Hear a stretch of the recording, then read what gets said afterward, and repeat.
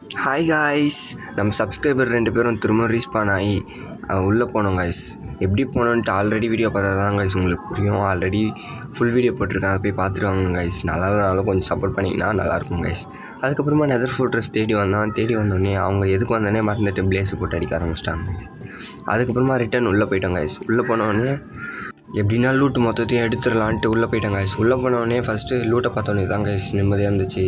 Zombie fight piglins வேறு அடிக்க ஆரம்பிச்சிட்டாங்க. அவங்கள போட்டு தட்டிட்டு எப்படியோ உள்ளே போனோடனே லூட்டெல்லாம் பார்த்துட்டேன் காய்ஸ். லூட்டை பார்த்தோன்னே கொஞ்சம் நிம்மதியாக இருந்துச்சு. அப்புறம் பார்த்தீங்கன்னா நான் டீம்மேட் தான் நிற்கிறான்னு பார்த்தா அப்புறமா விதர்ஸ்கல்டன் வந்து வெஸ்ட் ஆர்மர்லாம் போட்டுட்டு அதுதான் வந்து அடிச்சிருக்கு காய்ஸ். அதுக்கப்புறமா ஒரு 3 வாட்டி திரும்ப போயிட்டு எப்படின்னா லூட் எடுக்கலாம் ட்ரை பண்ணேன் காய்ஸ். அப்பயும் திரும்ப ஆடி வாங்கி தான் சார் காய்ஸ் செத்தேன்.